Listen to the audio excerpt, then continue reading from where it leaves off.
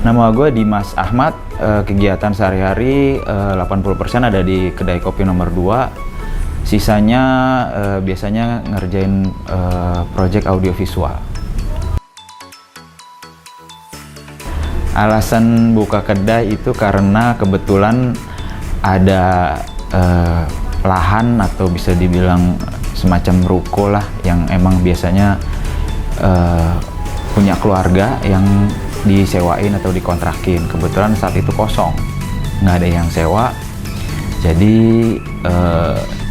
punya ide ngomong ke keluarga untuk usaha. Jadi karena ngeliat ada tempat kosong aja, terus juga waktu itu orang tua udah mulai gejalanya udah mulai agak sakit-sakitan lah, udah mulai agak sakit-sakitan, jadi pengen cari uang yang nggak jauh dari ibu waktu itu. Kalau entrepreneur ya, bokap juga usaha wira swasta, nyokap itu emang suka dagang, apapun didagangin. Mungkin kalau anaknya bisa didagangin juga kali itu. Nggak, maksudnya mau nunjukin kalau dia jual apapun, dari sepatu, baju, makanan, apapun. Mungkin itu juga jadi nurun ke gua, karena dulu waktu kecil kemana mau nyokap gua pergi kan gue pastinya ikut. Latar belakang keluarga sih emang wira swasta. Alasannya sebenarnya simple sih, karena bangunan ini emang nomor 2. Sebelah kiri bangunan nomor 1, sebelah kanan nomor 3. Tapi emang itu jadi bikin banyak pertanyaan ke semua orang sih, karena di mindset orang nomor 2 itu biasanya urutan. Kenapa kalau bikin nama nggak nomor 1 aja gitu, kayak kecap gitu nomor 1 gitu kan.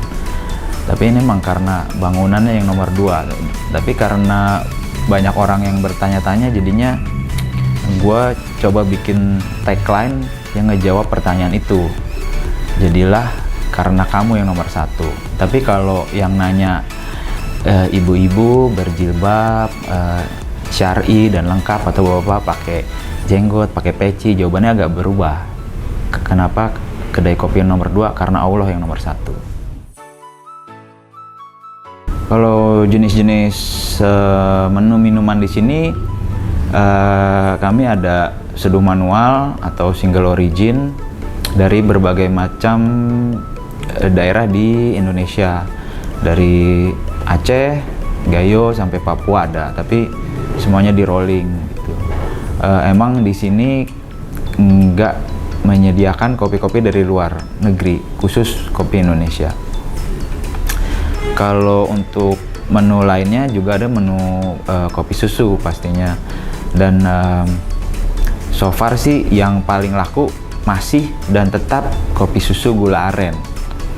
Kayaknya emang customer di sini dan mungkin di umumnya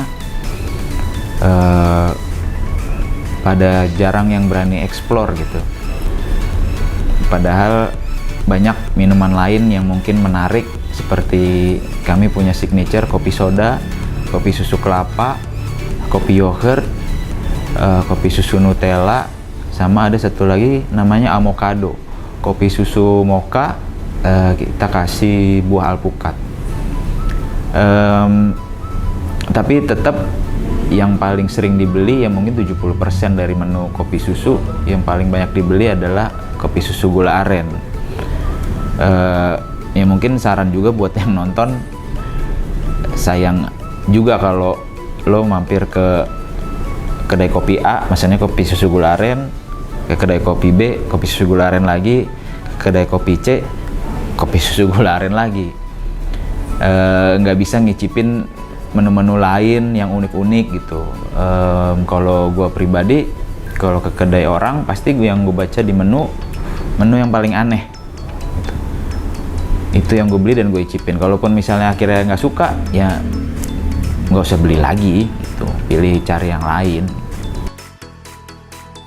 Nah ini gue nggak tahu nih, tadi nanya Abid itu deskripsi maksudnya apa? Ya udah nggak usah ditanya bang, katanya. Ya gue nggak tahu maksudnya kemana, gue nggak ngerti.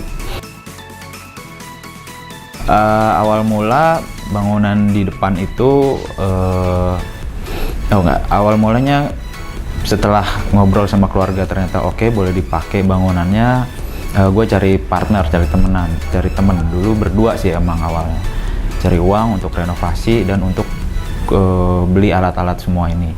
Awalnya dulu itu masih seduh manual, jadi belum pakai mesin semuanya, bahkan nggak ada menu kopi susu, jadi semuanya kopi hitam diseduh pakai alat manual.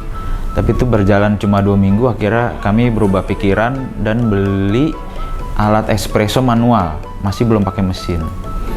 Itu setelah kira-kira hampir setahun, akhirnya diputusin untuk beli mesin espresso yang ada sekarang. Makanya kalau ngeliat di stiker jendela itu tulisannya kedai kopi nomor 2 seduh manual, karena dulu emang konsepnya hanya seduh manual. Tapi karena kebutuhan akhirnya kami beli mesin espresso. Sebelum masuk ke dunia hitam kopi ini, background gue audiovisual, kuliah di UI komunikasi, terus sempat ke IKJ juga, terus semenjak itu kerjanya ya syuting-syutingan audiovisual. Cuman balik lagi motivasinya kenapa bikin kedai itu ya karena ada tempat dan pengen urus orang tua lah, motivasinya itu. Tapi sementara kedai berjalan di tahun-tahun awal, gue juga masih cukup banyak ngerjain kerjaan audiovisual, tapi belakangan sih udah, makanya tadi kayak gue bilang 80% kegiatan gue di sini. Pengalaman yang berharga palingan apa ya? Ya jadi tahu kalau bisnis F&B itu apa aja sih yang dibutuhin, dan ketemu berbagai macam banyak orang yang aneh-aneh, yang lucu-lucu. Makanya itu juga yang sempet bikin tercetus ide bikin sitkom di YouTube.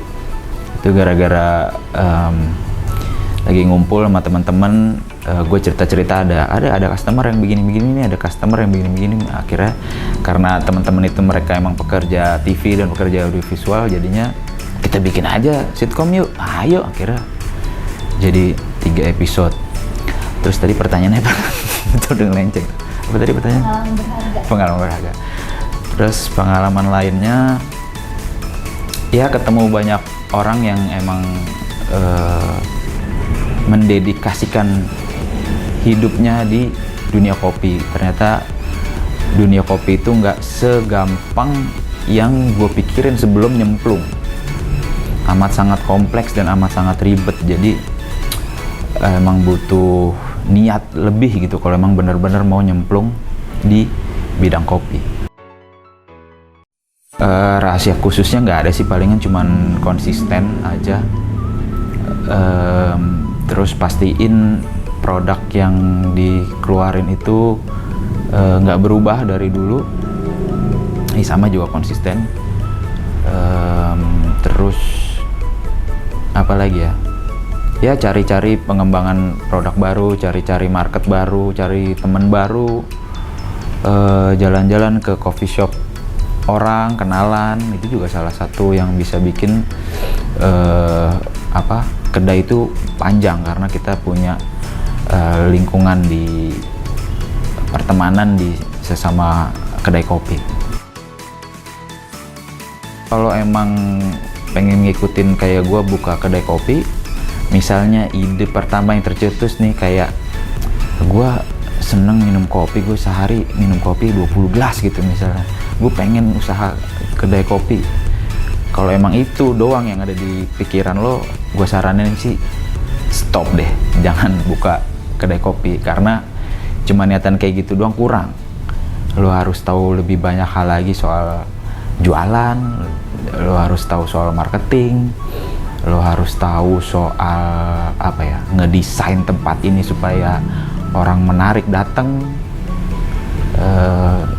Jadi sarannya itu banyakin, kalau emang gue pengen buka usaha kopi, banyakin dulu referensi, banyakin dulu ilmunya, baru buka. Setelah buka gimana bisa bertahan, ya lo harus konsisten.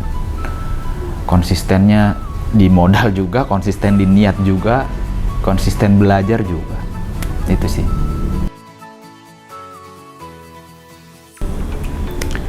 Terus kalau supplier kopi, kita kebetulan ada rumah sangrai deket sini, sekitar 3-4 kilo. Dari awal kedai buka udah ngambil kopi dari dia. Kebetulan juga house blend kami yang kita bikin untuk kopi susu itu racikan sendiri, tapi ngambil dari rumah sangrai itu juga. Racikannya dari Toraja Arabica 70% dan Lampung Robusta 30%.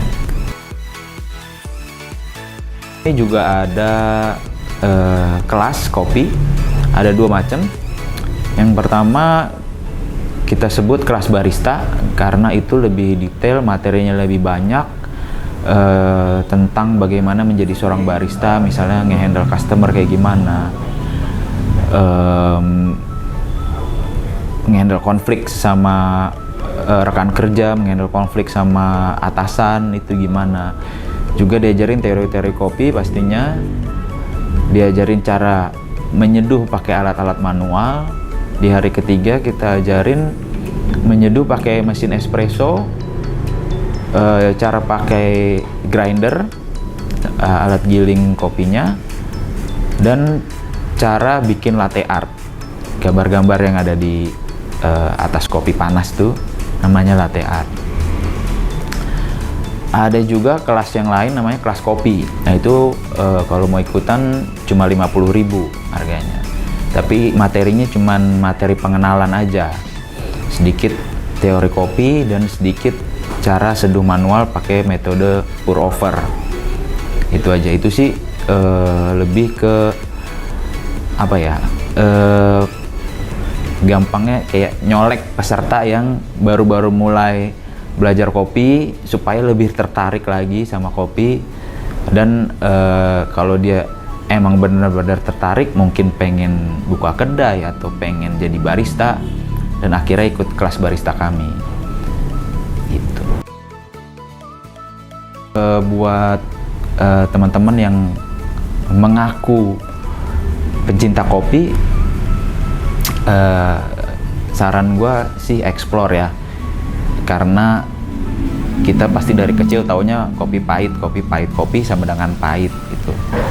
Padahal nggak semuanya kopi itu pahit. Jadi explore lah, banyak rasa kopi yang lain.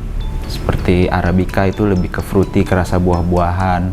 Mungkin bisa nemuin rasa buah-buahan ke strawberry, ke blueberry. Mungkin bisa nemuin rasa ke malah ke teh, jasmine teh.